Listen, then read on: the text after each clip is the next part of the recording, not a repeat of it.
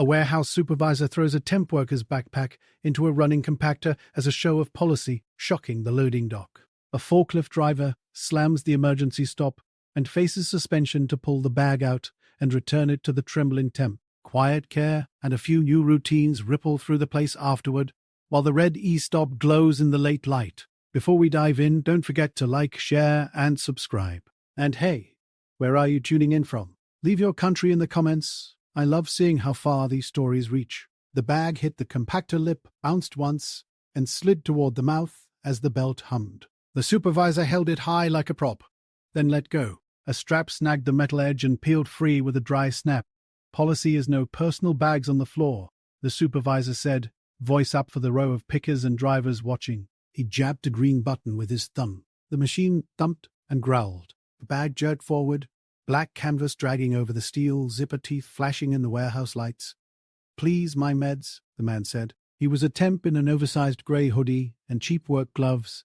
Thin as a broomstick, he grabbed for the strap and pulled back when the rollers snapped at his fingers. She watched from the seat of the forklift. Cold air seeped in from the dock doors. The compactor's red light pulsed. The smell of old pallets and antifreeze sat in her mouth. She saw the strap disappear, saw the man's face collapse and go blank. Her rent was due Friday. Missing a day meant juggling what to pay late again. HR had a stack of write-ups on her from long before.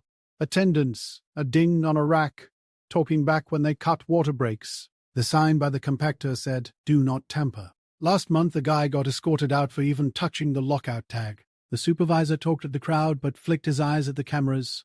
We get audited next week. No excuses. Heads up, eyes open. He had 2 late trucks and a corporate visit on his shoulders. Sweat glued his dress shirt to his neck. She drove straight at the compactor. The forklift's horn coughed twice. People stepped back, heels scraping on the concrete. She set the forks low and squared the bulkhead like she loaded a stubborn pallet. The compactor's hum filled her chest. She reached for the big red mushroom button, slammed it with her palm. The noise died, a belt whined down. She could hear her own breath and the thin breath of the temp beside her. "Are you out of your mind?" the supervisor said. He strode in, orange vest bright under the fluorescence. "You don't touch that. Back the truck up, now." She kept one hand on the stop, the other on the wheel. The bag's corner was still visible, mashed into a dark crease. She didn't look at the crowd. "Open it," she said. Her voice came out calm, like when a pallet leaned and she had one chance to catch it. "You're done. You hear me?" His jaw clicked. His clipboard wobbled in his hand. He looked up at the camera and then down at the danger sticker by her knee. "You just bought yourself a real problem." Security came at a speed walk, radio up. The guard's boots slapped. He looked at the supervisor and then at her. "Ma'am," he said, trained voice, "you can't do that." "I'm doing it," she said. She twisted the panel key, felt the click, and yanked. The key came out with a little give, metal biting her palm. She shoved it into her hoodie pocket. A few laughs from the far end turned into silence. Someone swore under their breath. The temp stood very still, hugging his own elbows. The supervisor's face went blotchy. He took one step toward her, then stopped. He knew he couldn't put hands on anyone. He ran a hand over his saved head, fingers shiny with sweat. "You want to go home today? Because you're going home today." She reached into the dark throat of the machine. Cold metal scraped her wrist. The bag was wedged, zipper teeth snagged. She hooked 2 fingers into the mesh pocket and pulled. The strap tore loose. She fell back on her heels with the weight of it. The temp took the bag like it was a newborn, hands shaking hard enough to rattle the zipper pull. He didn't look at anyone. He hugged it close.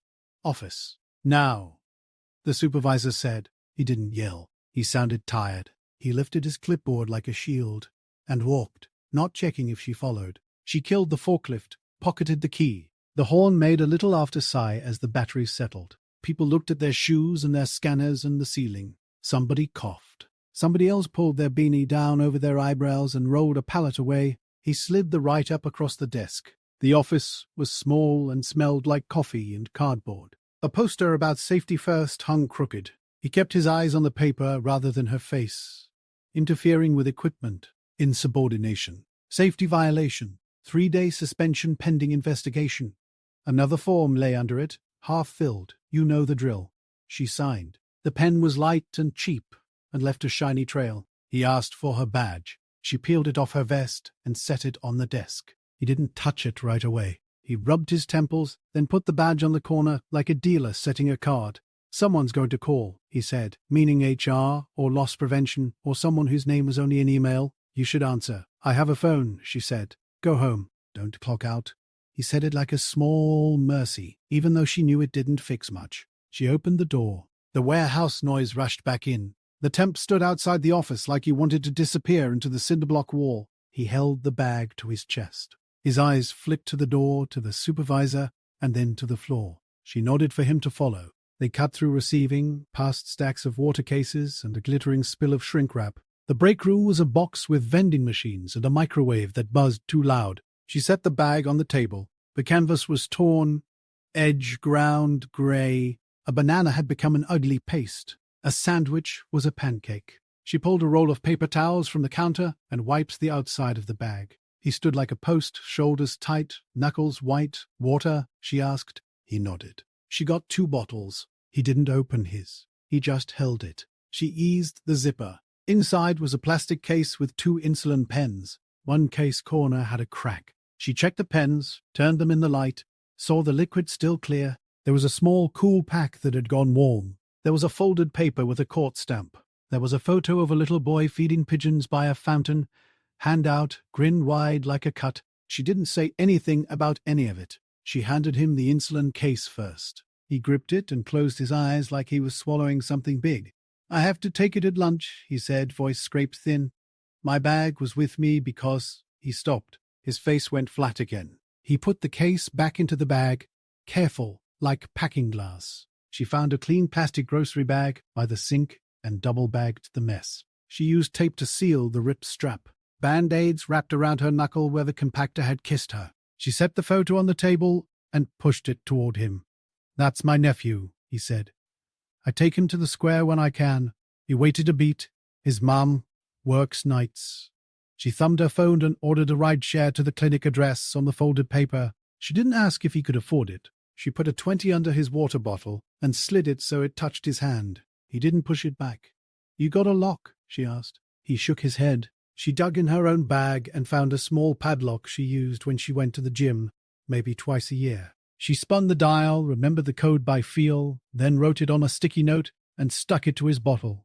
"Use that until you get your own." He nodded. His lips moved like words around sound. He tucked the photo back into the bag, careful to face it forward. The ride arrived. She walked him to the front, past the gum machine and the poster about lifting with your legs. The guard nodded as they passed, eyes not quite meeting hers. Outside, winter sun bounced off the trailers. "The air bit, thank you," he said. It came out like a sneeze. He got into the car. He looked back once, hand on the bag like a seatbelt. The warehouse swallowed her again. She clocked out even though the supervisor had told her not to. Old habit. On the way out, she grabbed her coat from the hook and felt the absence of her badge by reflex. The space where it had hung felt like a ripped-out page. She spent the first day of suspension on the phone with HR. She said what happened in short lines. She didn't bury them in reasons. She hung up and looked at the empty living room and the milk crate that served as a table. She ate cereal dry because the milk had 2 days left and her paycheck had 3.